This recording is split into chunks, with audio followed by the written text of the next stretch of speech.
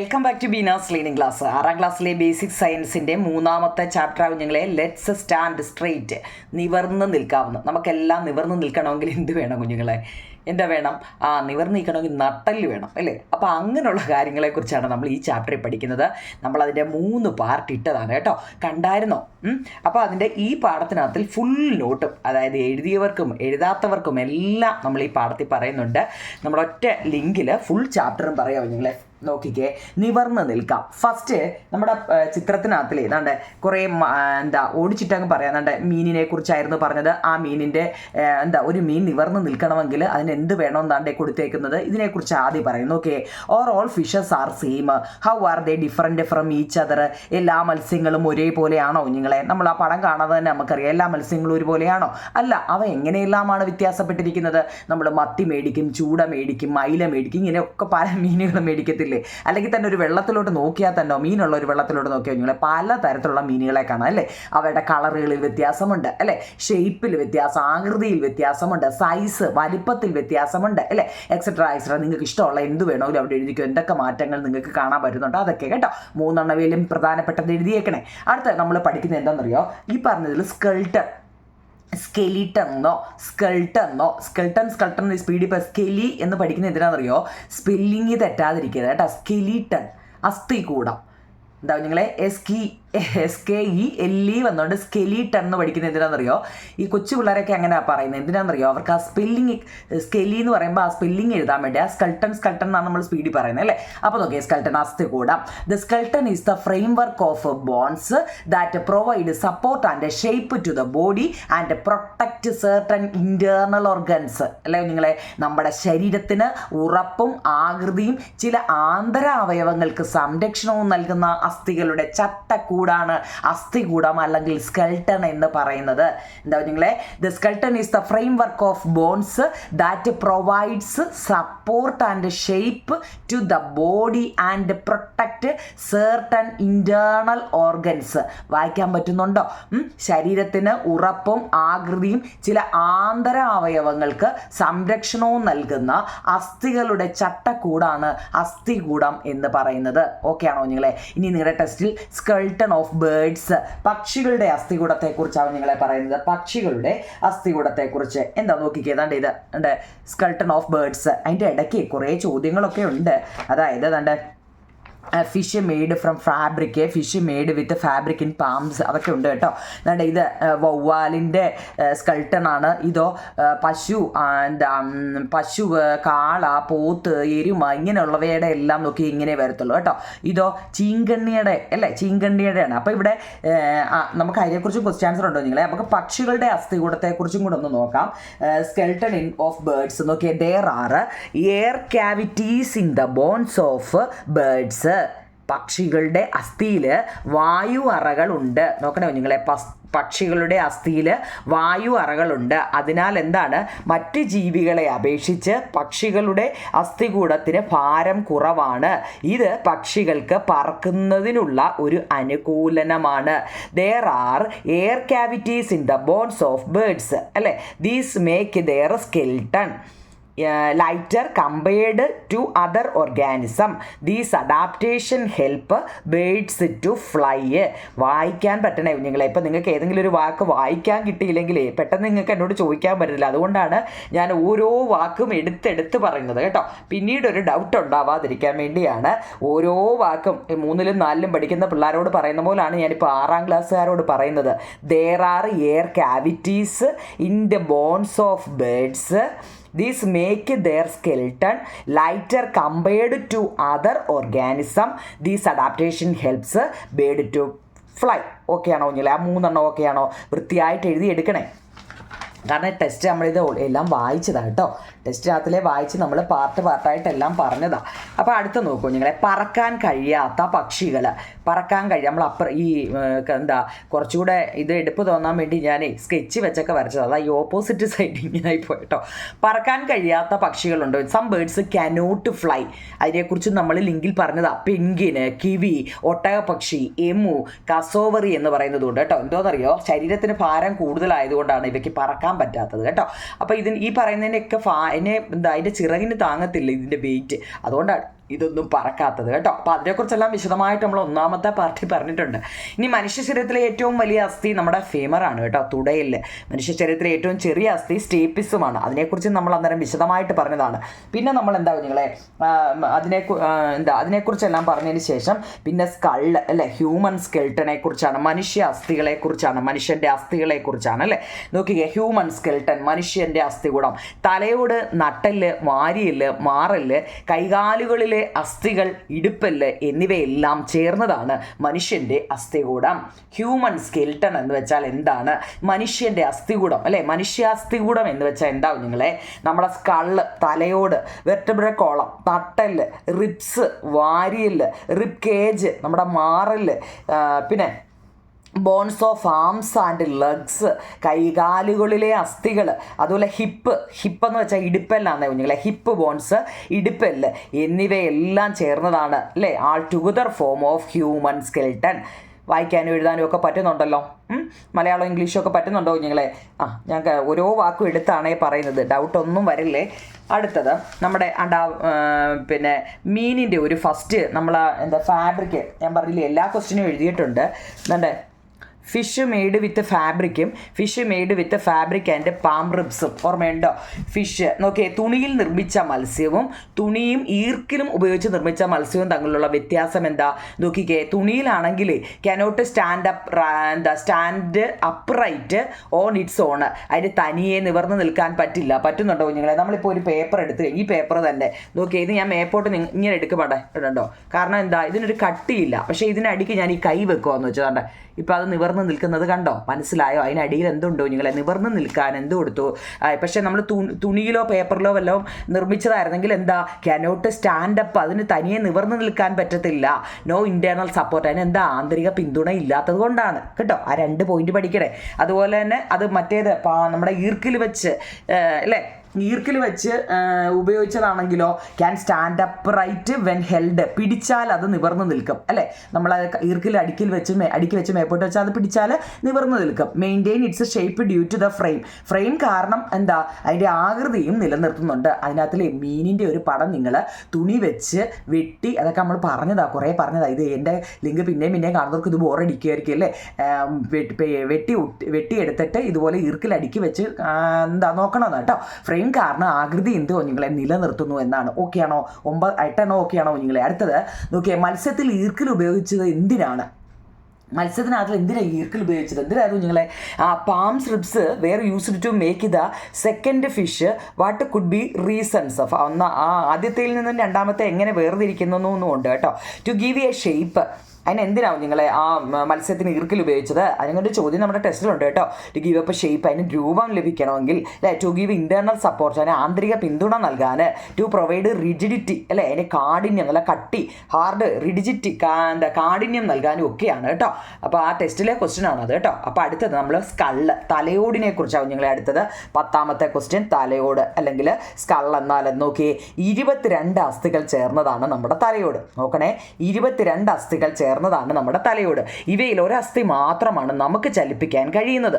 ഭക്ഷണം ചവയ്ക്കുമ്പോൾ ചലിക്കുന്ന അസ്ഥിയാണ് അതേതാ, കീഴ്ത്താടിയിൽ. നമ്മൾ മുഖമിട്ട് നമ്മൾ എന്തൊക്കെ പണി ചെയ്താലും എന്താ, ഏതെങ്കിലും ഭാഗങ്ങൾ അനങ്ങുന്നതായിട്ട് നിങ്ങൾക്ക് തോന്നുന്നുണ്ടോ? നിങ്ങളുടെ കണ്ണ് അനങ്ങുന്നു അല്ലേ, ചെവി അനങ്ങുന്നു. ഇതെന്താ, കണ്ണൊക്കെ എന്ന് വെച്ച് കഴിഞ്ഞാൽ എന്താ നിങ്ങളെ, അതൊന്നും എന്താ നമ്മുടെ തലയോട്ടിയുമായിട്ട് ഒരു ബന്ധവുമില്ല അല്ലേ, നമ്മുടെ സ്കള്ളുമായിട്ടൊന്നും ഒരു ബന്ധവുമില്ല, കണ്ണും ഒക്കെ അല്ലേ. ബാക്കിയുള്ള ഒന്നും നമ്മുടെ ഈ താടിയിൽ താഴത്തെ ഉണ്ടല്ലോ, എന്താ കീഴ്ത്താടിയിലുണ്ടല്ലോ, അത് മാത്രം. ഇപ്പം തന്നെ നമ്മൾ സംസാരിച്ചോണ്ടിരിക്കുമ്പോൾ ഞാൻ സംസാരിച്ചില്ലേ, എന്താ അത് മാത്രം അനങ്ങുന്നുണ്ട് അല്ലേ. ഭക്ഷണം ചവയ്ക്കുമ്പോൾ ചലിക്കുന്ന അസ്ഥിയാണ് കീഴ്ത്താടിയിൽ. അത് പരീക്ഷയ്ക്ക് ചോദിക്കും കേട്ടോ. ലോവർ ജോ ബോൺ, അതായത് skull is made up of 22 bones. നമ്മുടെ തലയോടെന്ന് വെച്ച് കഴിഞ്ഞാൽ 22 അസ്ഥികൾ ചേർന്നതാണ്. ഇവയിൽ ഒരസ്ഥി മാത്രമാണ് നമുക്ക് ചലിപ്പിക്കാൻ കഴിയുന്നത്. നിങ്ങളിത് കേൾക്കുമ്പോൾ തന്നെ നിങ്ങൾക്ക് ഒരുവിധം എല്ലാം മനസ്സിലാവുന്നില്ലയോ നിങ്ങളെ? ഭക്ഷണം ചവയ്ക്കുമ്പോൾ ചലിക്കുന്ന അസ്ഥി നമ്മുടെ കീഴ്ത്താടിയെല്ലാണ്, ദ സ്കള്ള് കേട്ടോ. വിച്ച് ബോൺ മൂവ് ചെയ്യുന്നത് വൈൽ ചൂയിങ് ഫുഡ് അല്ലേ, ചവയ്ക്കുമ്പോൾ. ഏതാ, low jaw bone, lower jaw bone. Mandible എന്ന് പറയുന്നുണ്ട് കേട്ടോ, MANDIBLE, മാൻഡിബിൾ, കീഴ്ത്താടിയല്. ഓക്കെ ആണോ? 10 ഞാനീ പറയുമ്പോൾ തന്നെ അങ്ങ് പഠിച്ചു പോകണം കേട്ടോ, കാരണം പിന്നീട് പഠിക്കുന്നുണ്ടോ? കുറേ കുട്ടികൾക്ക് എന്താ ഫസ്റ്റ് മന്ത്ലി ടെസ്റ്റൊക്കെ ഇട്ടപ്പോൾ നല്ല മാർക്ക് കിട്ടിയെന്നൊക്കെ ഞാൻ കാണുന്നുണ്ട് കുഞ്ഞുങ്ങളെ. കമൻ്റ് എല്ലാം ഞാൻ കാണുന്നുണ്ട് കേട്ടോ. ചില കമൻറ്റുകളൊക്കെ കാണുമ്പോൾ സത്യം പറഞ്ഞുണ്ടല്ലോ വല്ലാത്ത ഒരു ഫീലിംഗാണ്. കാരണം അവരെൻ്റെ ക്ലാസ് എല്ലാം ഒരു ക്ലാസ് പോലും മിസ് ചെയ്യാതെ കാണുന്നുണ്ടെന്ന് അറിഞ്ഞതിലും അത് കാണുമ്പോൾ നിങ്ങളുടെ ആ ഓരോ കമൻറ്റ് ഈ ഗുഡ് ഇതൊക്കെ ഞാൻ എന്താ ഇത് ഇച്ചിരി തോടെയും എന്തെങ്കിലും എഴുതിയിട്ടുണ്ടോ എന്ന് നോക്കും കേട്ടോ. ഈ 3-4 വരിയൊക്കെ ഉണ്ടോ എന്ന് നോക്കുമ്പോൾ അതാ ഞാൻ ആദ്യം വായിക്കുന്നത്, എന്താ നിങ്ങൾ എഴുതിയത് എന്നറിയാൻ. അപ്പം ഞാനപ്പോൾ ഒരു ലൈവ് ഇടുന്നുണ്ട് കുഞ്ഞുങ്ങളെ. ഡേറ്റ് ഞാൻ ഫിക്സ് ചെയ്തില്ല. അപ്പം താല്പര്യമുണ്ടോ, ലൈവ് വേണം എന്നുള്ളവർ ആ കമൻറ്റ് ബോക്സിൽ പറയണേ. നമുക്ക് ഓണത്തിനൊരു എന്നുവെച്ചാൽ അടുത്ത മാസം ഓണമാണ്, അതിന് മുമ്പേ നമുക്കൊരു ലൈവ് ഇടാം കേട്ടോ. താല്പര്യമുള്ളവരൊന്ന് പറയണേ കേട്ടോ. എൻ്റെ ക്ലാസ് കാണുന്ന താല്പര്യമുള്ളവരൊന്ന് പറയണേ. നമുക്ക് ഓണത്തിന് മുമ്പായിട്ട് ഒരു ലൈവ് ഇടാം. ഓക്കെ, ഇനി നമ്മൾ പഠിക്കുന്നത് വെർട്ടബ്രൽ കോളത്തെക്കുറിച്ചാണ് കുഞ്ഞുങ്ങളെ. നട്ടെല്ല് എന്താ കുഞ്ഞുങ്ങളെ? വെർട്ടബ്രൽ കോളം എന്ന് വെച്ചാൽ നട്ടെല്ല്. വെർട്ടിബ്രൽ പറയാനറിയണേ. കോളം അവിടെ എന്തിനാ പിന്നെ എന്തിനാ കോളമൻ എന്ന് വായിക്കല്, കോളം കേട്ടോ. The vertebral column is a series of bones that help the body stand straight and move. The bones in the vertebral column is called vertebrae. The vertebral column consists of 33 vertebrae. The spinal cord, which is an important part of the nervous system, passes through the vertebral column. Hence it acts as a protective shield of spinal cord. ഇത് വളരെ important ഒരു question ആയിട്ടോ. നമ്മുടെ നട്ടലിനെ കുറിച്ചാണ് പറയുന്നത്. നമ്മുടെ നട്ടല് അല്ലേ, നമുക്കെല്ലാം നട്ടലുള്ള ആൾക്കാരല്ലേ, മനുഷ്യർക്ക് എന്തുണ്ട്, നട്ടലുണ്ട് കേട്ടോ. ഇനി അങ്ങോട്ട് നമ്മൾ കുറേ എല്ലുകളെ കുറിച്ച് പഠിക്കുന്നുണ്ട്. അപ്പോൾ അതിന് മുമ്പേ നമുക്ക് നട്ടല് എന്താ അത് പഠിക്കാം. അപ്പോൾ വെർട്ടിബ്ര എന്താണ്? വെർട്ടിബ്ര എന്ന് വെച്ചാൽ നട്ടല്ല. വെർട്ടിബ്ര കോളം എന്ന് വെച്ചാൽ എന്താ? നട്ടലാണ്. അതായത് ഒന്നാമത്തെ വരുന്ന vertebral column is a series of bones that help the body stand straight and move. ശരീരം നിവർന്ന് നിൽക്കുന്നതിനും ചലിക്കുന്നതിനും സഹായിക്കുന്ന അസ്ഥികളുടെ ഒരു നിരയാണ്. സീരീസ് എന്ന് വെച്ചാൽ ഒരു നിരയാണ് കുഞ്ഞുങ്ങളെ. എന്താ? നട്ടെല്ല്. The bones in the vertebral column is called vertebra. ഈ നട്ടലിലെ അസ്ഥികളെ നമ്മൾ വെർട്ടിബ്ര എന്ന് വെച്ചാൽ കശേരുക്കൾ എന്നാണ് മലയാളത്തിൽ പറയുന്നത്. കശേരു. The vertebral column consists of 33 കശേരുക്കൾ ചേർന്നതാണ് നമ്മുടെ വെർട്ടിബ്രൽ കോളം. എത്ര കുഞ്ഞുങ്ങളെ? 33 കശേരുക്കൾ വെർട്ടിബ്ര ചേർന്നതാണ് നമ്മുടെ വെർട്ടിബ്രൽ കോളം കേട്ടോ. പിന്നെയോ the spinal cord which is an important part of the nervous system passes through the vertebral column. Hence it act as the protective shield of spinal code. എന്താ നിങ്ങളെ? നമ്മുടെ നാഡീവ്യൂഹത്തിൻ്റെ പ്രധാന ഭാഗമായ സുഷുമ്നാ നാഡി, സ്പൈനൽ കോഡ് എന്ന് വെച്ചാൽ എന്താ? സുഷുമ്നാ നാഡി കടന്നു പോകുന്നത് നട്ടെല്ലിനുള്ളിലൂടെയാണ്. അതൊന്ന് ഓർത്ത് വെച്ചേക്കണേ. നമ്മുടെ നാഡീവ്യൂഹത്തിൻ്റെ പ്രധാന ഭാഗമായ സുഷുമ്നാ നാഡി കടന്നു പോകുന്നത് നട്ടെല്ലിനുള്ളിലൂടെയാണ്. ഈ സുഷുമ്നാ നാഡിയുടെ സംരക്ഷണ കവചം കൂടിയാണ് നമ്മുടെ നട്ടെല്ല്. അത് നല്ലപോലെ പഠിക്കണേ എൻ്റെ പൊന്നുമക്കളെ. വെർട്ടിബ്രൽ കോളം അല്ലെങ്കിൽ നട്ടൽ എന്നാൽ എന്തെന്ന് ഒറ്റയടിക്ക് പറഞ്ഞാൽ എന്താ? ശരീരം നിവർന്നു നിൽക്കുന്നതും ചലിക്കുന്നതിനും സഹായിക്കുന്ന അസ്ഥികളുടെ ഒരു നിരയാണ് നട്ടല്. ഈ നട്ടലിലെ അസ്ഥികളെ കശേരുക്കൾ എന്നാണ് പറയുന്നത്. 33 കശേരുക്കൾ ചേർന്നതാണ് നട്ടല്. നാഡീവ്യൂഹത്തിൻ്റെ പ്രധാന ഭാഗമായ സുഷുമ്നാ നാഡി കടന്നു പോകുന്നത് നട്ടലിലൂടെയാണ്. സുഷുമ്നാ നാഡിയുടെ സംരക്ഷണ കവചം കൂടിയാണ് നമ്മുടെ നട്ടല്. ഓക്കെ ആണ്. വെർട്ടിബ്രൽ കോളം അല്ലെ നട്ടൽ എന്താണെന്നുള്ളതിൻ്റെ ക്വസ്റ്റ്യൻ ആൻസറാണ്. നമ്മുടെ ടെസ്റ്റുമായിട്ടാണ് നമ്മൾ ഇതെല്ലാം. ഇത് ഞാനിപ്പോൾ ടെസ്റ്റ് കാണിക്കാത്ത എന്താണെന്നറിയാമോ? നമ്മുടെ ടെസ്റ്റ് വെച്ച് നമ്മൾ ഇതെല്ലാം പറഞ്ഞതാണ്. റിപ്സ് എന്താന്ന് കേട്ടോ. അടുത്ത നമ്മൾ റിപ്സ് വാരിയല്. നിങ്ങളുടെ ടെസ്റ്റിനകത്തിൽ പടമൊക്കെ കൊടുത്തിട്ടുണ്ട്. ഇതാ നമ്മളിപ്പോൾ പറഞ്ഞ നട്ടല്ലെന്ന് പറയുന്ന സാധനം. ഇത് നിവർന്നിരിക്കണമെന്ന് ചിലപ്പം പറയത്തില്ലേ, എടാ നിൻ്റെയൊക്കെ നട്ടല് നിവർന്നിരിക്കണമെന്ന് കേട്ടിട്ടുണ്ടോ? അപ്പോൾ ഇതാട്ടോ, ഇതിപ്പോൾ ഇച്ചിരി വളഞ്ഞതല്ലേ. അപ്പോൾ ഈ എന്തോന്നറിയാം, ഇതിനകത്തട കശേരുക്കൾ എത്ര എണ്ണം ഉണ്ടെന്ന് നോക്കിക്കേ. കണ്ടോ, ഇതിനകത്തൂടെ ആര് പോകുന്നുണ്ട്? Spinal cord. മനസ്സിലാക്കി പഠിക്കണം കേട്ടോ. ഇതിനകത്തൂടെ ആരാണ്? സ്പൈനൽ കോഡ്, സുഷുമ്നാ നാഡി. ഇനി അതിൻ്റെ തൊട്ട് താഴെ കണ്ടോ, എന്തുവായത്? വാരിയല്ല്, റിബ്സ്. എന്താ നിങ്ങളെ? വാരിയല്ല്, മാറല്ല്, നട്ടല്ല്. കണ്ടോ, ഇതൊക്കെ ഇതിലേക്കൂടെയൊക്കെയാണ് പോകുന്നതെന്ന് കണ്ടോ. ഇനി നമ്മൾ വാരിയൽ എന്നാൽ എന്തല്ലേ, റിബ്സ് എന്നാൽ എന്താണ് നോക്കാം. നോക്കൂ നിങ്ങളെ, there are 12 pair of ribs in the human body. there are 12 pairs of ribs in the human body. The ribs enfold and protect the heart, lungs and some major blood cells. The ribs are connected to the vertebral column at the back and to the sternum in front. വായിക്കാൻ അറിയണേ കുഞ്ഞുങ്ങളെ. ഓരോ വാക്ക് ഞാൻ എടുത്താൽ പറയുന്നത് എന്ന് വിചാരിച്ച് നിങ്ങൾക്കത് മനസ്സിലാവണമെന്നില്ല. ചില വാക്കുകൾ നിങ്ങൾക്ക് ഞാൻ പറയുന്നത് തന്നെ അങ്ങ് മനസ്സിലാവണമെന്നുണ്ടോ? എന്നാലും ഞാൻ കഴിവതും ഓരോ വാക്കും എടുത്താൽ പറയുന്നത്. there are 12 pair of ribs in the human body. നമ്മുടെ മനുഷ്യ ശരീരത്തിൽ 12 ജോഡി വാരിയെല്ലുകളുണ്ട് കേട്ടോ. The ribs enfold and protect the ആരൊക്കെയാ? Heart, lungs and some major blood cells. ഹൃദയം, ശ്വാസകോശം, ചില പ്രധാന രക്തക്കുഴലുകൾ എന്നിവയെ പൊതിഞ്ഞ് സംരക്ഷിക്കുന്നത് ആരാ? നമ്മുടെ വാരിയെല്ലുകളാണ്. നമ്മുടെ ഹൃദയം നമുക്ക് തൊട്ട് നോക്കാനോ വല്ലതും പറ്റുന്നുണ്ടോ? ശ്വാസകോശത്തെ നമുക്ക് തൊട്ടുവിടാൻ പറ്റുന്നുണ്ടോ? നമ്മളിങ്ങനെ പിടിക്കുമ്പോൾ മേപ്പോട്ടും താപ്പോട്ടും ആക്കുമ്പോൾ നമ്മുടെ ശരീരം അനങ്ങുന്നതല്ല നമ്മൾ കാണുന്നുള്ളൂ. ഇത് എവിടെ ഇരിക്കുന്നതോ എങ്ങനെയാണെന്നോ വല്ലതും പറ്റുന്നുണ്ടോ? ഹൃദയം, ശ്വാസകോശം, ചില പ്രധാന രക്തക്കുഴലുകൾ കേട്ടോ. രക്തക്കുഴലുകൾ നമ്മുടെ ഹൃദയത്തിൻ്റെ അങ്ങോട്ടും ഇങ്ങോട്ടും ഒക്കെ പോകുന്ന കുറേ രക്തക്കുഴലുകളെ കുറിച്ച് പഠിക്കാനാണെങ്കിൽ ഒത്തിരി ഉണ്ട് കേട്ടോ. വേണ്ട, നമുക്ക് അങ്ങോട്ട് ഇപ്പോൾ പോകണ്ട. രക്തക്കുഴലുകൾ എന്നിവയെ പൊതിഞ്ഞ് സംരക്ഷിക്കുന്നത് വാരിയെല്ലുകളാണ് കേട്ടോ.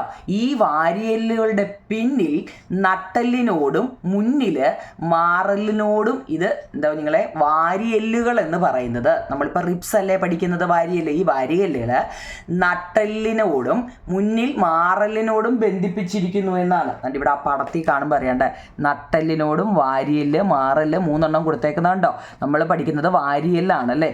വാരിയെല്ലെന്ന് വെച്ചാൽ റിബ്സ് എന്ന് വെച്ചാൽ ഫ്രണ്ടിൽ മാറലിലും ബാക്കിൽ നട്ടെല്ലുമാണ്. ഫ്രണ്ടിൽ മാറലിലും ബാക്കിൽ നട്ടെല്ലുമാണ് കേട്ടോ. ഇത് വാരിയെല്ല് കേട്ടോ. നല്ലപോലെ അറിയണം. ഇതിൻ്റെ രണ്ടിൻ്റെ ഇടയ്ക്കാണ് ഇതിനെ ബന്ധിപ്പിച്ചിരിക്കുന്നത് ആരാ? നമ്മുടെ വാരിയെല്ലുകളാണ്. ഇത് നല്ലപോലെ പഠിക്കണേ കുഞ്ഞുങ്ങളെ. ഉണ്ട് മലയാളവും ഉണ്ട് ഇംഗ്ലീഷും ഉണ്ട്. 13ാമത്തെ how many bones are there in the skull? 22 bones ആണ്. Among the bones in the skull which one is capable of movement? തലയോടിലെ അസ്ഥികൾ ചലിപ്പിക്കാൻ കഴിയുന്ന അസ്ഥിയാണ് ലോവർ ജോ ബോണ്.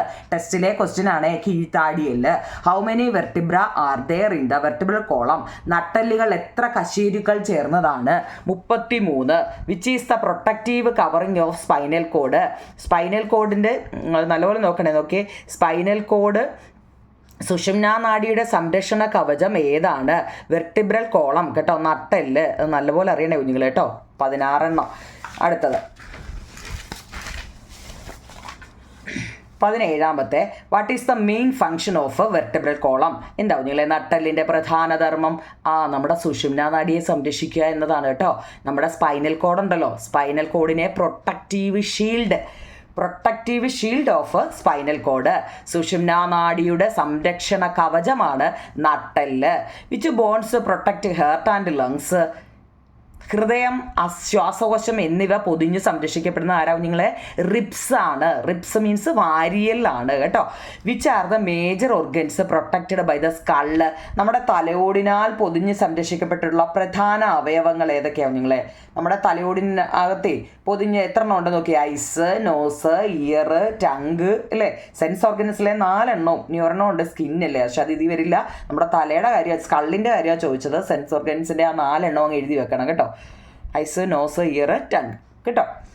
അടുത്തത് മനുഷ്യൻ്റെ ഓരോ കൈയിലും എത്ര അസ്ഥികളുണ്ട്? ഇതൊക്കെ ഓരോ മാർക്കിൻ്റെ പ്രധാനപ്പെട്ടതാണ്. ഒന്നും നിസ്സാരമായിട്ട് കരുതരുത്.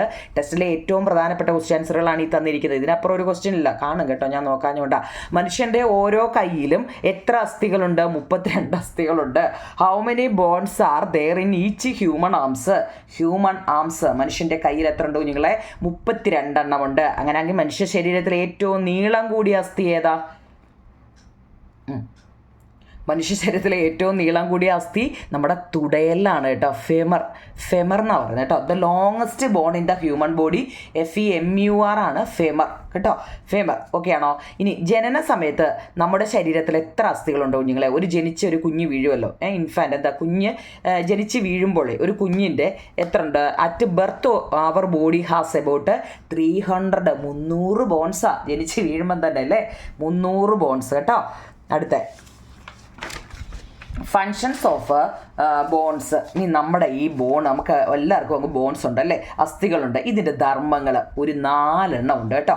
എന്താണ് ഫങ്ഷൻസ് ഓഫ് ബോൺസ്?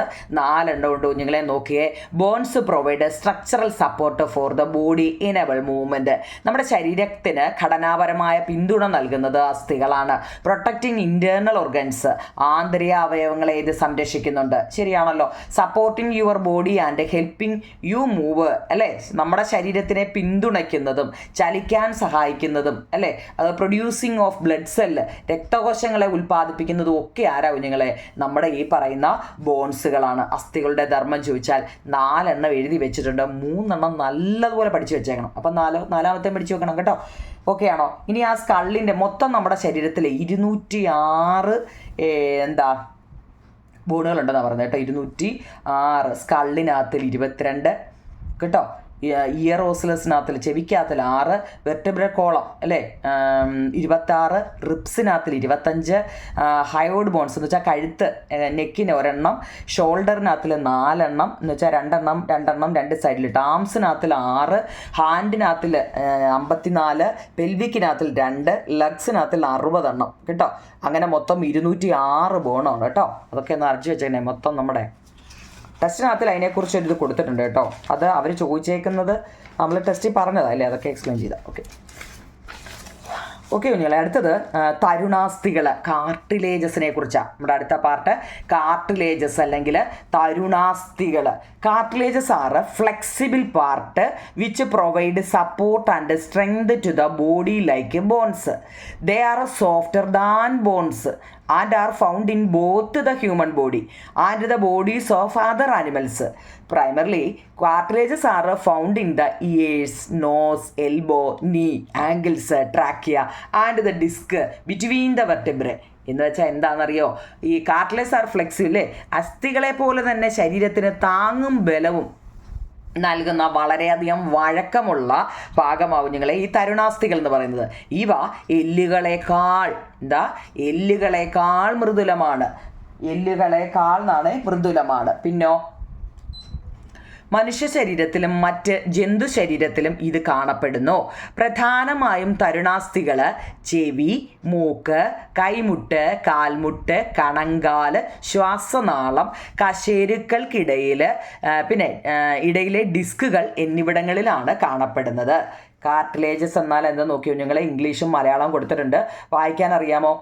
അറിയാലോ. Cartilages are a flexible part which provide support and strength to the body like bones. They are softer than bones and are found in both the human body and the bodies of other animals. Primarily, cartilages are found in the ear, nose, elbow, knees, ankles, trachea and the disc between the vertebra. കേട്ടോ, മലയാളം നോക്കി പഠിക്കണേ. അടുത്ത അപ്പോൾ തരുണാസ്ഥികളാണ്. Cartilages എന്താണെന്ന് നമ്മൾ പഠിച്ചത്. അടുത്ത ഇനി നമ്മൾ ജോയിൻറ്റിനെ കുറിച്ചാവും നിങ്ങളെ പഠിക്കുന്നത്. ജോയിൻറ്റ് കേട്ടോ. ഇനി നമ്മൾ ജോയിൻറ്റുകളെക്കുറിച്ച്, എവിടെയൊക്കെ നമ്മുടെ കൈയുടെയും കാലിൻ്റെയും ജോയിൻ്റ് ഉണ്ട്.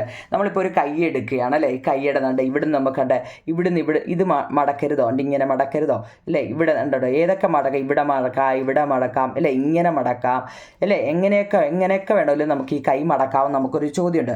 A joint is the part where 2 or more bones meet. There are different type of joint in our body.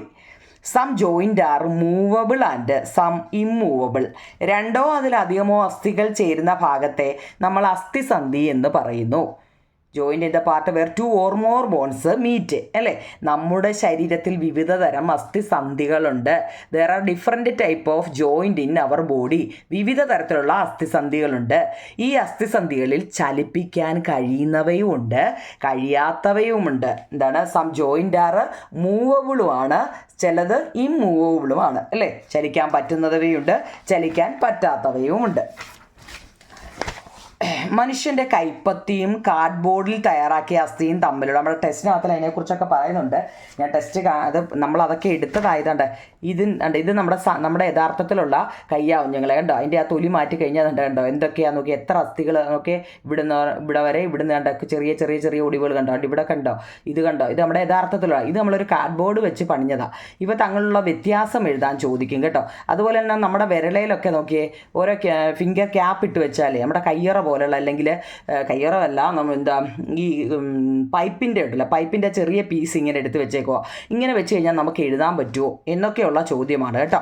അപ്പോൾ നമുക്ക് ആദ്യത്തെ നോക്കിക്കേ, മനുഷ്യൻ്റെ കൈപ്പത്തിയും കാർഡ്ബോർഡിൽ തയ്യാറാക്കിയ അസ്ഥിയും തമ്മിലുള്ള വ്യത്യാസം എന്ത്?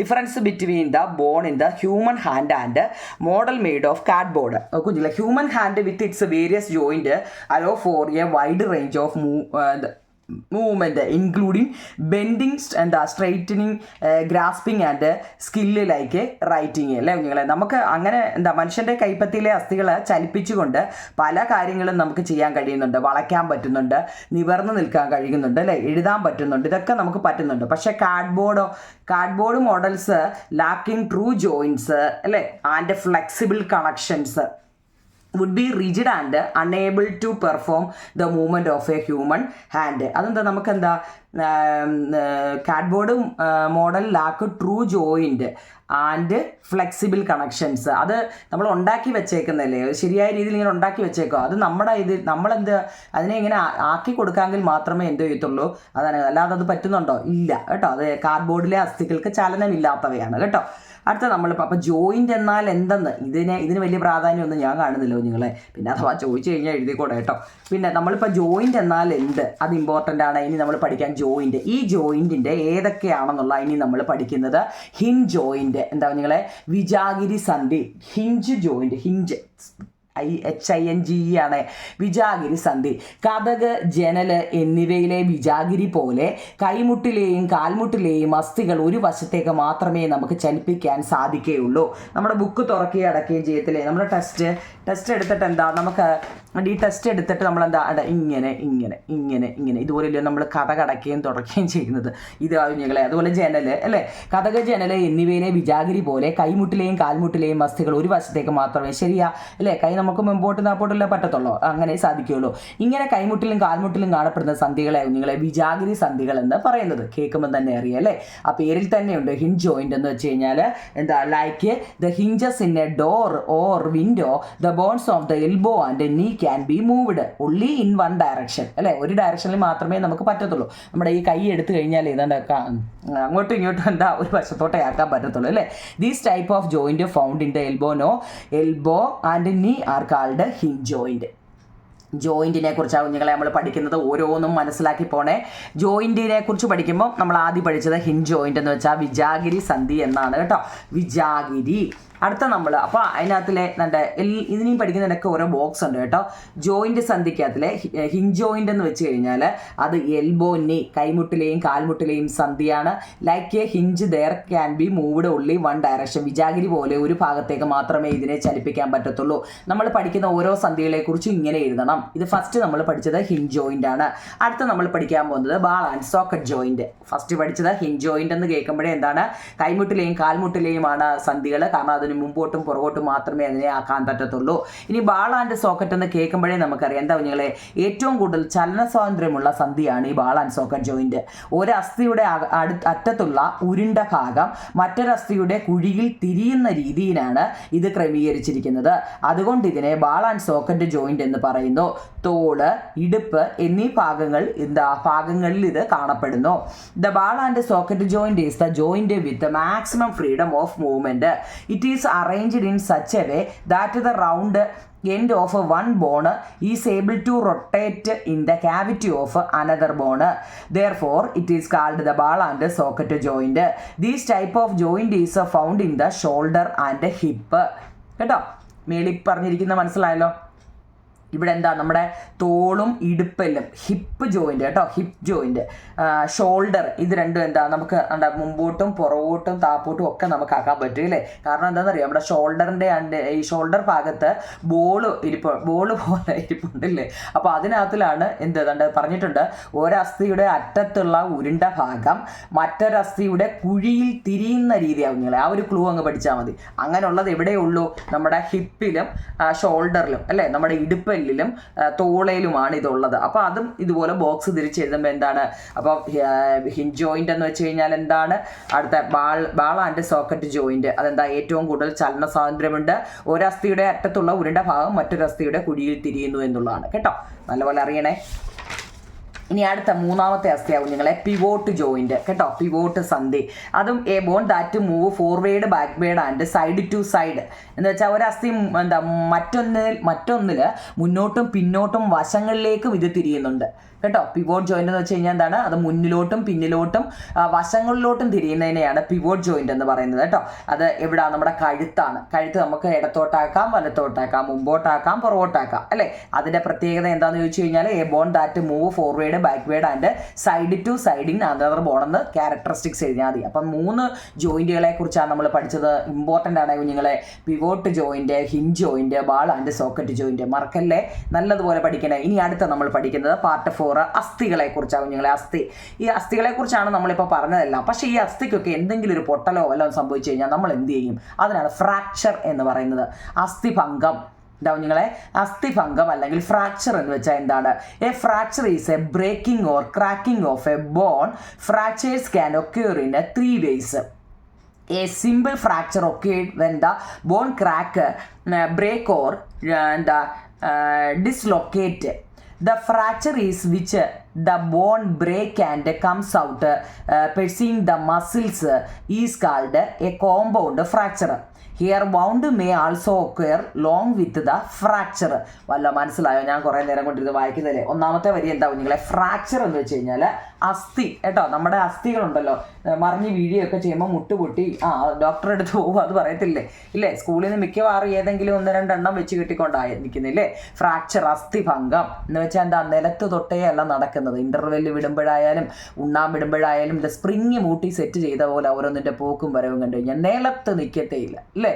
ഓക്കെ, നോക്കൂ നിങ്ങളെ, അസ്ഥിഭംഗം അല്ലെങ്കിൽ fracture. Fracture is a breaking or a cracking of a bone എന്ന് വെച്ചാൽ എന്താ, അസ്ഥിക്ക് സംഭവിക്കുന്ന പൊട്ടലിനെയും ഒടിവിലിനെയുമാണ് നമ്മൾ അസ്ഥിഭംഗം അല്ലെങ്കിൽ ഫ്രാക്ചർ എന്ന് പറയുന്നത്. നമ്മുടെ അസ്ഥിക്ക് സംഭവിക്കുന്ന എന്തെങ്കിലും പൊട്ടലിനെയോ ഒടിവിലിനെയോ, കുഞ്ഞുങ്ങളെ ഒടിവിലിനെ കുറിച്ചല്ല, ഒടിവിന് ആണ് അസ്ഥിഭംഗം എന്ന് പറയുന്നത്. ഈ അസ്ഥിഭംഗത്തിനെ നമുക്ക് 3 തരംതിരിക്കാം. Fracture can occur in 3 ways. അതിലൊന്നാമത്തെയാണ് എ സിമ്പിൾ ഫ്രാക്ചർ. അത് കേൾക്കുമ്പോഴേ അറിയാം എന്തോ സിമ്പിളായിട്ട് ചെറുതായിട്ട് അങ്ങാണ്ട് കിട്ടിയതാണ് അല്ലേ. Simple fracture occur when the bone crack breaks or dislocate എന്ന് വെച്ചാൽ എന്താ, അസ്ഥിക്ക് പൊട്ടലോ ഒടിവോ വല്ലതും ഉണ്ടാവുകയോ അസ്ഥിക്ക് എന്തെങ്കിലും സ്ഥാനഭ്രംശം വല്ലതും സംഭവിക്കുകയോ ചെയ്യുന്നതിനെയാണ് നമ്മൾ എന്ത് പറയുന്നത്, സിമ്പിൾ ഫ്രാക്ചർ അല്ലെങ്കിൽ ലഘുഭംഗം എന്നാണ് പറയുന്നത്, ചെറിയ രീതിയിൽ അല്ലേ. അസ്ഥിഭംഗമാണ് നമ്മൾ പഠിക്കുന്നത്. അതിനെ 3 തിരിക്കുന്നുണ്ട്. അതിലൊന്നാമത്തെയാണ് സിമ്പിൾ ഫ്രാക്ചർ. അതിൻ്റെ മലയാളം എന്താ കുഞ്ഞുങ്ങളെ, ലഘുഭംഗം എന്നാണ് കേട്ടോ. എന്ന് വെച്ചാൽ ചെറിയ രീതിയിൽ പാച്ച് വർക്കൊക്കെ ഉണ്ടാകുന്നതാണ് കേട്ടോ. അത് കേൾക്കുമ്പോഴേ. അടുത്ത് നോക്കിയേ, അസ്ഥി പൊട്ടിയിട്ട് അടുത്ത് നോക്കണേ കുഞ്ഞുങ്ങളെ, the fracture in which the bone break and comes out piercing the muscle in is called compound fracture. അത് വളരെ ഒരു അസ്ഥി പൊട്ടി മാംസപേശികളെ തുളച്ച് പുറത്തേക്ക് വരുന്ന അസ്ഥിഭംഗമാണ്. നമ്മൾ നല്ല എന്തെങ്കിലും ഒരു നല്ലപോലെ ഒന്ന് മറിഞ്ഞ് വീഴുവോ എന്തെങ്കിലും ഒരു ചെറിയ ആക്സിഡൻ്റ് ഒക്കെ ഉണ്ടാകുമ്പോൾ നമ്മുടെ അസ്ഥി പൊട്ടി എന്താ കുഞ്ഞുങ്ങളെ, മാംസപേശികളെ തുളച്ച് അതങ്ങ് പുറത്തേക്ക് വരും. അകത്തു നീങ്ങി പുറത്ത് ചാടുക എന്ന് പറയത്തില്ലേ, പുറത്തേക്ക് വരുന്നതിനെയാണ് നമ്മളെന്താ കോമ്പൗണ്ട് ഫ്രാക്ചർ എന്ന് പറയുന്നത് കേട്ടോ. വിഷമഭംഗം അല്ലെങ്കിൽ കോമ്പൗണ്ട്. ഇതിൽ അസ്ഥികളോടൊപ്പം തന്നെ പുറമേക്ക് എന്തോ ഉണ്ടാവും, പുറത്തും അന്നേരം എന്തോ ഉണ്ടാവും, മുറിവുണ്ടാവും. A compound fracture that occurs near the internal organs in the complicated fracture. അടുത്ത നോക്കിക്കേ, സങ്കീർണ ഭംഗം, കോംപ്ലിക്കേറ്റഡ്. അത് കേൾക്കുമ്പോഴേ അറിയാം എന്താ, എന്തോ കോംപ്ലിക്കേറ്റഡാ. നമ്മൾ എന്തെങ്കിലും ഒരു ആക്സിഡൻറ്റ് ഉണ്ടാകും, അത് ഇച്ചിരി കോംപ്ലിക്കേറ്റഡ് എന്ന് പറയത്തില്ലേ. എന്ന് വെച്ചാൽ നമ്മുടെ ശരീരത്തിലെ ആന്തര അവയവങ്ങൾക്ക് സമീപം സംഭവിക്കുന്ന, നമ്മളിപ്പോൾ ഇടിയൊക്കെ കിട്ടി നമ്മുടെ അകത്ത് ഉള്ളിലോട്ട് ഇടിച്ച് കയറുമില്ലേ, ഈ എല്ല് എന്ന് ഉള്ളിലോട്ട് ഇടിച്ച് കയറും അല്ലേ. ഇപ്പം നമ്മൾ റിബ്സും ഒക്കെ പഠിച്ചില്ലേ, നട്ടലും വാരിയിലും ഒക്കെ അതൊക്കെ ഇടിച്ചങ്ങ് അകത്ത് നമ്മുടെ ആന്തരിക എന്ന് വെച്ചാൽ ലങ്സും കേട്ടോ ലിവറും ഒക്കെ ഇല്ലേ അതിന് ചെന്ന് ക്ഷതമേക്കും. അതിനെയാണ് നമ്മൾ എന്ത് പറയുന്നത്, കോംപ്ലിക്കേറ്റഡ് ഫ്രാക്ചർ എന്ന് പറയുന്നത്. മനസ്സിലായോ? ഇത്തരം സന്ദർഭങ്ങളിൽ അസ്ഥി ഒടിഞ്ഞ് നമ്മുടെ ആന്തര അവയവങ്ങൾക്ക് ക്ഷതം സംഭവിക്കുന്നു എന്നാണ് പറയുന്നത് കേട്ടോ. നല്ലപോലെ അറിയാവേ? ഓക്കെ ആണോ നിങ്ങളെ? മനസ്സിലാവുന്നുണ്ടോ? അപ്പോൾ അതിൻ്റെ മലയാളംകാരം എങ്ങനെ എഴുതും നിങ്ങളെ ഒന്ന് നമുക്ക് നോക്കിയേ. അസ്ഥിഭംഗം, അസ്ഥിക്ക് സംഭവിക്കുന്ന പൊട്ടലിനും ഒടിവിനും അസ്ഥിഭംഗം എന്ന് പറയുന്നു. അസ്ഥിഭംഗത്തെ 3 തരത്തിൽ സംഭവിക്കാവുന്ന 3 തരത്തിൽ സംഭവിക്കാം. അസ്ഥിക്ക് പൊട്ടലോ ഒടിവോ ഉണ്ടാവുകയോ അസ്ഥിക്ക് സ്ഥാനഭ്രംശം സംഭവിക്കുകയോ ചെയ്യുന്ന അസ്ഥിഭംഗമാണ് ലഘുഭംഗം അല്ലെങ്കിൽ സിമ്പിൾ ഫ്രാക്ചർ എന്ന് പറയുന്നത്. എന്നാൽ അസ്ഥി പൊട്ടി മാംസപേശികളെ തുളച്ച് പുറത്തേക്ക് വരുന്ന അസ്ഥിഭംഗമാണ് വിഷമഭംഗം അല്ലെങ്കിൽ കോമ്പൗണ്ട് ഫ്രാക്ചർ എന്ന് പറയുന്നത്. ഇതിൽ അസ്ഥിഭംഗത്തോടൊപ്പം തന്നെ പുറവേ ചെറിയ മുറിവും ഒക്കെ ഉണ്ടായിരിക്കും അല്ലേ. ഇനി ആ ശരീരത്തിലെ ആന്തരാവയവങ്ങൾക്ക് എന്തെങ്കിലും സംഭവിച്ചാൽ അത് വിഷമഭംഗമാണ് അല്ലേ. അതിനെന്താ സങ്കീർണ ഭംഗം അല്ലെ കോംപ്ലിക്കേറ്റഡ് ഫ്രാക്ചർ എന്നാ പറയുന്നത് അല്ലേ. ഇത്തരം സന്ദർഭത്തിൽ അസ്ഥി ഒടിഞ്ഞ് ആന്തരാവയവങ്ങൾക്ക് ക്ഷതം സംഭവിക്കാറുണ്ട് കേട്ടോ, സംഭവിക്കുന്നു എന്നാ പറയുന്നത്. ഓക്കെ ആണോ നിങ്ങളെ? അത് നല്ലപോലെ വായിക്കണേ കേട്ടോ. ഞാൻ വായിച്ചത് മനസ്സിലായില്ലെങ്കിൽ നിങ്ങൾ വായിക്കാം കേട്ടോ. ഞാൻ സ്പീഡിൽ പോകാൻ വേണ്ടി ഒരു ഇച്ചിരി സ്പീഡ് കൂട്ടുന്നുണ്ട്. നിങ്ങൾ വായിച്ചോണേ, വേണ്ട പോസ് ചെയ്തിട്ടിട്ട് നിങ്ങൾ വായിക്കണം. ഇംഗ്ലീഷ് മലയാളം ഉണ്ട് കേട്ടോ. ഇനി നമ്മൾ പഠിക്കുന്നത് എക്സ്റേ കുറിച്ചാണ്. എക്സ്റേ അല്ലേ. എക്സ്റേ വാസ് ഡിസ്കവേർഡ് ഇൻ 1895 അല്ലേ. ആരാണ് ആ പേര് നോക്കണേ നിങ്ങളെ? പേര് മലയാളവും ഇംഗ്ലീഷും എഴുതി വെച്ചിട്ടുണ്ട്. 1895 ജർമ്മൻ ഭൗതിക ശാസ്ത്രജ്ഞനായ വിൽഹെം കോൺറാഡ്, CONRAD ആണ്, കോൺറാഡ് റോങ്ജൻ എന്നാണ് മിക്കതിലല്ലേ. മറ്റേ പേര് WC റോങ്ജൻ എന്നാവും നിങ്ങളെ. അങ്ങനെ പഠിച്ചാൽ മതി കേട്ടോ. ഈ വില്യം കോൺറാഡ് എന്നൊന്നും പറയാൻ പറ്റുന്നില്ലെങ്കിൽ, നാക്ക് ക്ലിയർ ആവുന്നില്ലെങ്കിൽ WC റോങ്ജൻ എന്ന് പഠിച്ചാൽ മതി കേട്ടോ. അദ്ദേഹം ആരാണ്? ഒരു ജർമ്മൻ ഭൗതിക ശാസ്ത്രജ്ഞനാണ്. WC റോങ്ജൻ എഴുതാൻ പറയണേ. മാംസപേശികളിലൂടെ കടന്നു പോകുന്നതും എല്ലുകളിലൂടെ കടന്നു പോകാത്തതുമായതിനെയാണ് നമ്മൾ എക്സ്റേ എന്ന് പറയുന്നത്. എക്സ്റേ എന്നാൽ എന്താ? നമുക്ക് എക്സ്റേ എടുക്കത്തില്ലേ, മാംസപേശികളിലൂടെ ഇത് കടന്നു പോകും, പക്ഷേ എല്ലുകളിലൂടെ ഇത് കടന്നു പോകാത്തതുമാണ് x-ray. X-ray can pass through the muscles but not through the bones കേട്ടോ. അടുത്തത്, how can understand if there is a fracture? ഈ അസ്ഥിഭംഗം സംഭവിച്ചിട്ടുണ്ടെന്ന് നമുക്ക് എങ്ങനെ മനസ്സിലാവും? അതായത് എന്തെങ്കിലും പൊട്ടലോ വല്ലോ നമ്മുടെ കാലിനോ കൈക്കോ വല്ലോ ഉണ്ടെന്ന് നമുക്ക് എങ്ങനെ മനസ്സിലാക്കാൻ പറ്റും? നോക്കൂ നിങ്ങളെ, പരിക്കേറ്റ ഭാഗത്ത് വേദന വരും അല്ലേ. Pain in the injured area അല്ലേ. എവിടെയെങ്കിലും ഒരു തട്ടോ മുട്ടോ കിട്ടുമെങ്കിൽ നമുക്കറിയാം ഇച്ചിരി ചെയ്യുമ്പോൾ തൊട്ട് വേദന എടുക്കും. പരിക്കേറ്റ ഭാഗം അനക്കാൻ പിന്നെ എന്തായിരിക്കും പ്രയാസം? കാരണം എന്താ, പെതുക്കെ ഇത് നീരടിക്കാൻ തുടങ്ങും അല്ലേ. അതുകൊണ്ടാണ് ഇത് അനക്കാൻ പ്രയാസം. Difficulty in moving the injured part. പിന്നോ സമാന ഭാഗങ്ങളുമായുള്ള വ്യത്യാസം. ഇപ്പോൾ നമ്മുടെ ഇടത്തെ കാലിനകത്ത് തട്ട് കിട്ടുന്നതെന്നുണ്ടെങ്കിൽ എന്താ, വലത്തെ കാല് പോലെ ആയിരിക്കും ഇടത്തെ കാലിൽ. ഇടത്തെ കാലങ്ങ് ഏത് കാലിനാണോ പരിക്ക് പറ്റുന്നത് ആ കാലിന് നീര് കയറിക്കൊള്ളും. അപ്പം രണ്ടും 2 രീതിയിലായിരിക്കും ഇരിക്കുന്നത് അല്ലേ. അതാ സമാന ഭാഗങ്ങളുമായുള്ള വ്യത്യാസം. Difference when compared with similar parts. Okay ആണോ? ഇനി ഫസ്റ്റ് എയ്ഡ്. നമുക്കിതൊക്കെ സംഭവിച്ചാൽ എന്ത് ഫസ്റ്റ് എയ്ഡ് കൊടുക്കാം അല്ലേ. നോക്കുഞ്ഞല്ലേ, ദ എൻജോയ്ഡ് പാർട്ട്. നമുക്ക് അതിനെക്കുറിച്ച് ഞാനങ്ങ് സ്പീഡിൽ പോവുക. ടെസ്റ്റിനകത്തിൽ വല്ലതും ഉണ്ടോ എന്ന് നോക്കുന്നില്ല. അപ്പോൾ ഇത് പറഞ്ഞു first aid.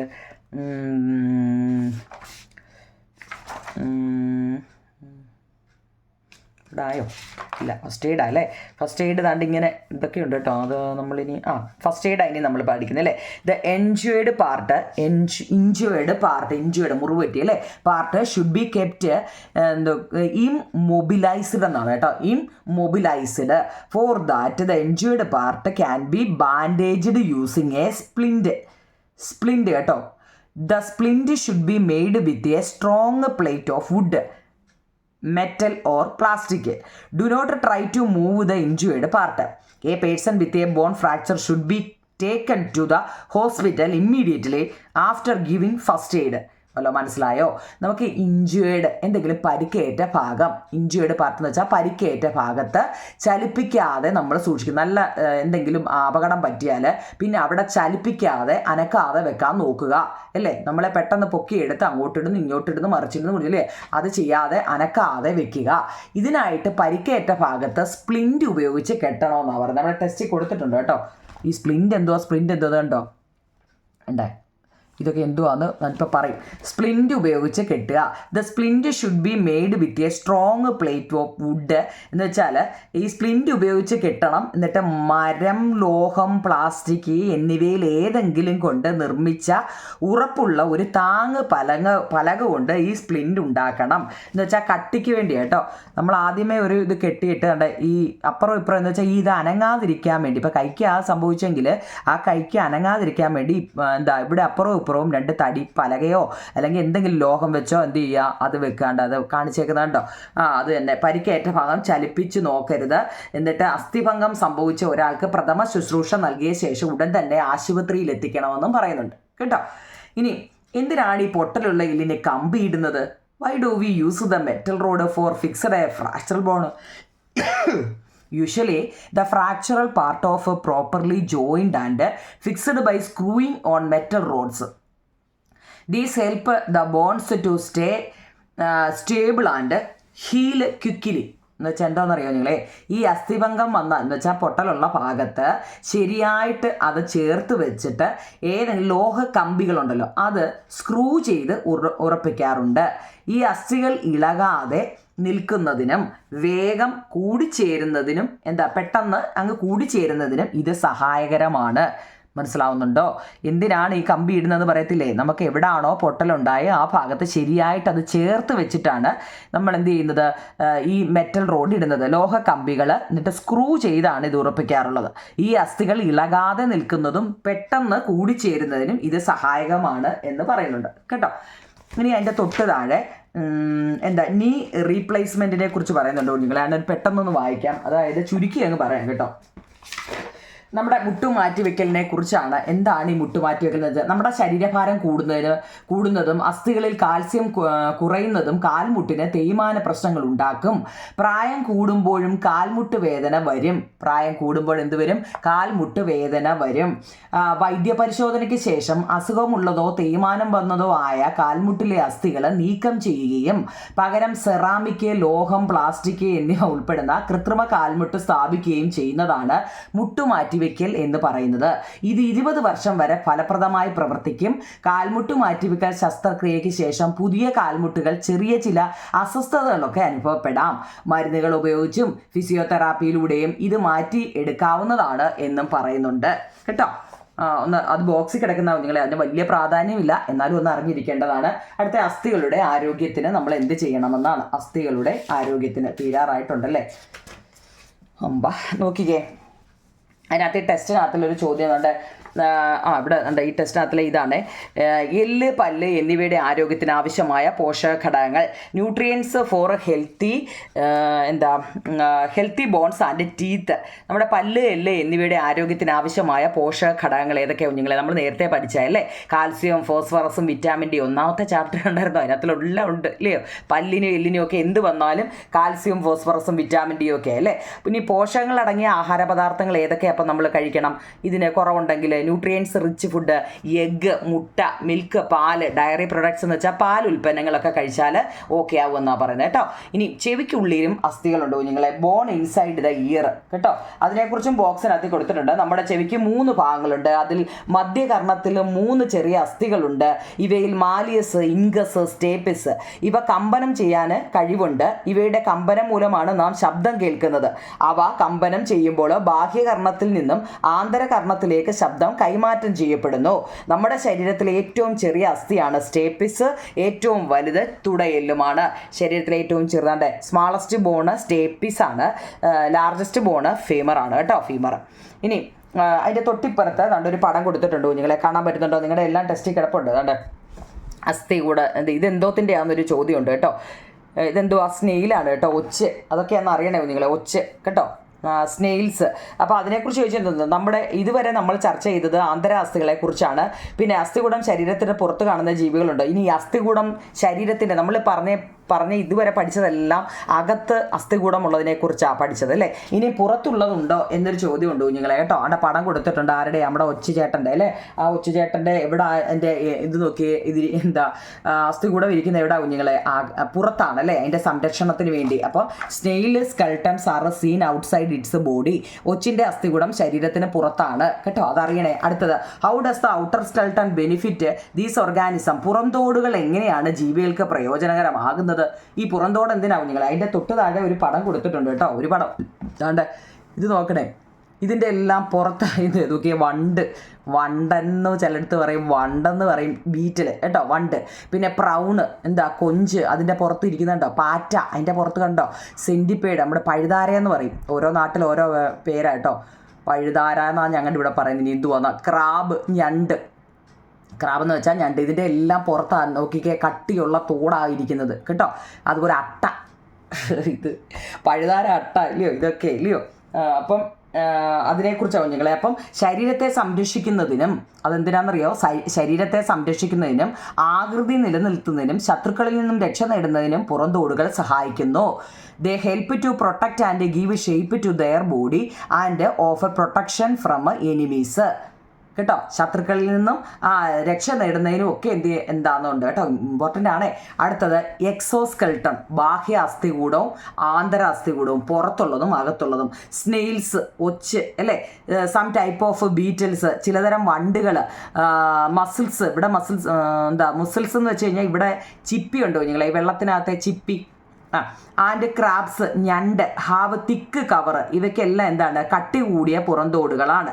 Organism such as millipede, centipede, cockroach are prawn have. ഇപ്പം നമ്മൾ 4 പേര് പറഞ്ഞില്ലേ, റിലേറ്റീവ്ലി തിൻ ഷെല്ല്. നമ്മൾ ഈ പറഞ്ഞ പഴുതാര, അട്ട, പാറ്റ, കൊഞ്ച് ഈ തുടങ്ങിയ ജീവികൾക്ക് താരതമ്യേന കട്ടി കുറഞ്ഞ പുറന്തോടാണ്. നമ്മളിപ്പോൾ പാറ്റയുടെയും പ്രൗണ് കൊഞ്ചിൻ്റെയൊക്കെ തോലിന് വലിയ കട്ടിയൊന്നുമില്ല പുറന്തോടിന് അല്ലേ, കട്ടി കുറവാണ്. ശരീരത്തിന് പുറത്തുള്ള ഇത്തരം ആവരണങ്ങളെയാണ് നമ്മൾ ബാഹ്യ അസ്ഥികൂടം അല്ലേ, എക്സോസ്കെൽട്ടൺ എന്ന് പറയുന്നത്. ഏതൊക്കെ ജീവികൾക്കാണ് കണ്ടേ, എക്സോസ്കെൽട്ടൺ എന്ന് വെച്ചാൽ ബാഹ്യ അസ്ഥികൂടം കേട്ടോ. അങ്ങനെയാണെങ്കിൽ എൻഡോസ്കെൽട്ടൺ ഉണ്ടല്ലോ നിങ്ങളെ, ആന്തര അസ്ഥികൂടം. Animals such as cat, frog, mice, cows and human have skeleton inside their body. This is called endoskeleton. വയലെ വെള്ളം മൊത്തം തീർന്നു കേട്ടോ. പൂച്ച, തവള, എലി, പശു, മനുഷ്യൻ തുടങ്ങിയ ജീവികൾക്ക് ശരീരത്തിനകത്താണ് അസ്ഥികൂടം. ഇതിനെ നമ്മൾ കുഞ്ഞുങ്ങളെ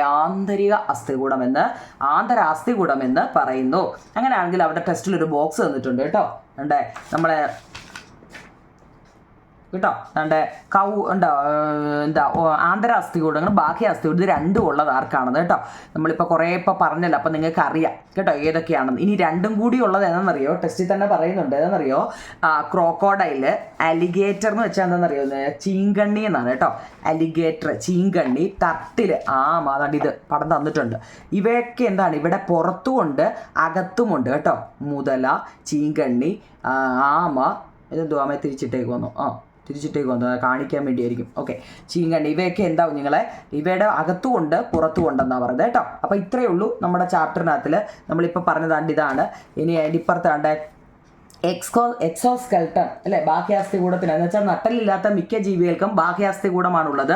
ബാഹ്യാസ്ഥികൂടമുള്ള ജീവികളിൽ ഏറ്റവും കൂടുതൽ പ്രാണികളിലാണ് അല്ലേ. ബാഹ്യാസ്ഥികൂടം കാലക്രമേണ പൊഴിഞ്ഞു കളയപ്പെട്ടേക്കാം. ആന്തരികാസ്ഥികൂടമുള്ള ജീവികളിൽ ബാഹ്യാസ്ഥികൂടത്തിന് സമാനമായ ചില ഭാഗങ്ങളുണ്ട്. മത്സ്യങ്ങളുടെയും ഉരകങ്ങളുടെയും ചെതുമ്പലുകൾ, പക്ഷികളുടെ തൂവലുകൾ, ജന്തുക്കളിലെ രോമങ്ങൾ, നഖം, കൊമ്പ്, കുളമ്പ് എന്നിവയൊക്കെ ഇതിന് ഉദാഹരണങ്ങളാണ് കേട്ടോ. ഇനി ബാഹ്യാസ്ഥികൂടത്തിലെ ചില നമ്മുടെ കക്കയുടെയൊക്കെ പുറന്തോല് വെച്ച് ഓരോരുത്തരൊക്കെ ഓരോന്ന് ഉണ്ടാക്കി വെച്ചേക്കുന്നതാണ്. നിങ്ങൾ വല്ലതും ഉണ്ടാക്കിയിട്ടുണ്ടോ? ഉണ്ടോ? കോവിഡ് സമയത്ത് ഇതുപോലെ കുറേ ഉണ്ടായിരുന്നല്ലേ കുഞ്ഞുങ്ങളെ. ഓക്കെ, അത്രയേ ഉള്ളൂ. അപ്പം നമുക്ക് അടുത്ത ലെറ്റേഴ്സസ് നോക്കാം. പാഠം കഴിഞ്ഞു. നോക്കൂ കുഞ്ഞുങ്ങളെ, first, which of the following is not functions of the skeleton. നോക്കിയേ, നമ്മൾ മലയാളം മീഡിയക്കാരുടെ നോക്കണേ കുഞ്ഞുങ്ങളെ, ടെസ്റ്റ് 2 പേരെ ഉണ്ട്. ഉത്തരം കിട്ടിയില്ലെന്നും പറയിക്കേണ്ട.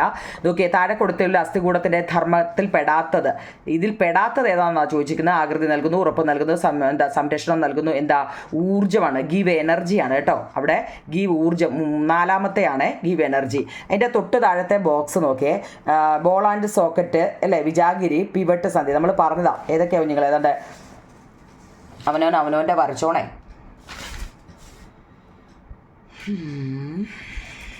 അതെ, ബോൾ ആൻഡ് സോക്കറ്റ് എങ്ങോട്ട് പോകും? ഒരു അസ്ഥിയുടെ ഉരുണ്ട ഭാഗം, ബോളെന്ന് കേൾക്കുമ്പോഴേ ഉരുണ്ടതിനകത്താണ് ഉരുണ്ട ഭാഗം മറ്റൊരു അസ്ഥി. വിജാഗിരി ഏതായിരിക്കും? വിജാഗിരി ഹിഞ്ച് ജോയിൻറ്റ് ക്യാൻ ഒരു ഭാഗത്തേക്ക് മാത്രമേ, വിജാഗിരി എന്ന് കേൾക്കുമ്പോഴേ അറിയല്ലേ കഥവിൻ്റെ, അത് ഒരു ഭാഗത്തേക്ക് കഥവടക്കാനും തുറക്കട്ടെ. പിവട്ടെന്ന് വെച്ചാൽ അപ്പോൾ പിന്നെ ഇതേ ഉള്ളൂ, ഒരു അസ്ഥി മുന്നിട്ട് കേട്ടോ. ഓക്കെ ആണോ? 1, 2 ഉണ്ട്. അവനോട് എഴുതിയെടുക്കണേ. അടുത്ത മൂന്നാമത്തെ ചോദ്യം എന്താണെന്നറിയാം. Which food items should be included in the diet for healthy bones? അസ്ഥികളുടെ ആരോഗ്യത്തിന് ഏതെല്ലാം ഭക്ഷ്യവസ്തുക്കൾ ആഹാരത്തിൽ ഉൾപ്പെടുത്തണം? അസ്ഥി എല്ലുകൾക്കും പല്ലുകൾക്കും എപ്പോഴും ഞാൻ പറയാറുണ്ടല്ലേ, food items rich in calcium, vitamin D, ആ 2 പേരങ്ങ് എഴുതിയാൽ മതി. Essential for healthy bones. അതായത് ഡയറി പ്രോഡക്ട്സുകളും ഫിഷും വെജിറ്റബിൾസും ലീഫി വെജിറ്റബിൾസ് ഇലവർഗ്ഗങ്ങളും ഒക്കെ കഴിക്കുന്നതല്ല. കാൽസ്യവും വിറ്റാമിൻസ് ഡിയും ആവും നിങ്ങളെ എന്നിവ സമ്പുഷ്ടമായ ഭക്ഷണങ്ങൾ ആരോഗ്യമുള്ള അസ്ഥികൾക്ക് അത്യന്താപേക്ഷിതമാണ്. ഇലക്കറികൾ, മത്സ്യം എന്നിവയൊക്കെ കഴിക്കണം കേട്ടോ. ഓക്കെ ആണോ? ഒരെണ്ണം കൂടെ last. Your friend fell down during a football game and fractured him arms, but first aid would you have? എന്ന് വെച്ചാൽ ഫുട്ബോൾ കളിയിൽ നിങ്ങളുടെ കൂട്ടുകാരന് വീണ് കൈക്ക് പരിക്ക് പറ്റിയെന്ന് വെച്ചോ, നിങ്ങൾ എന്ത് പ്രഥമ ശുശ്രൂഷയാണ് നൽകുന്നതെന്ന്? എന്തൊക്കെ ചെയ്യും നിങ്ങളെ? Prevent movement of the fractured arms, ഒടിഞ്ഞ കൈയുടെ ചലനം തടയുക. Apply ice to reduce swelling, വീക്കം കുറയ്ക്കാൻ വേണ്ടി ഐസ് ഉണ്ടല്ലോ, ഐസ് കട്ട എടുത്ത് വെക്കുക. സീക്ക് മെഡിക്കൽ ഹെൽപ്പ്, വൈദ്യസഹായം തേടുക. ഷിഫ്റ്റ് ടു എ ഹോസ്പിറ്റൽ, എത്രയും വേഗം ഹോസ്പിറ്റലിൽ കൊണ്ടുപോകുക കേട്ടോ. അപ്പോൾ ഇത്രയേ ഉള്ളൂ നിങ്ങൾ. ഈ ചാപ്റ്റർ മൊത്തം നമ്മൾ എഴുതിയിട്ടുണ്ട്. പിന്നെ എന്താ, നിങ്ങൾക്ക് എന്ത് കമൻറ്റ് വേണമെങ്കിലും നമ്മുടെ കമൻറ്റ് ബോക്സിൽ പറയാം. മനസ്സിലായിട്ടുണ്ടെങ്കിൽ മനസ്സിലായില്ലെങ്കിൽ ഇല്ല കേട്ടോ. ഈ ഫുള്ള് നമ്മൾ 1ാമത്തെ ചാപ്റ്റർ ഫുൾ ഇട്ടു, 2ാമത്തെ ഇട്ടു, 3ാമത്തെ ഇട്ടു കേട്ടോ. 3 ചാപ്റ്റർ ഫുൾ ഇട്ടിട്ടുണ്ട്. അപ്പോൾ നിങ്ങൾ കമൻറ്റ് പറയുക, ലൈക്ക്, ഷെയറും സബ്സ്ക്രൈബും ഒക്കെ ചെയ്യണം കേട്ടോ. ഞാൻ ഇത്രയും കഷ്ടപ്പെട്ടതിന് നിങ്ങളും തിരിച്ചെനിക്ക് എന്തെങ്കിലും തരണ്ടേ കേട്ടോ. ഓക്കെ നിങ്ങളെ, താങ്ക് യു.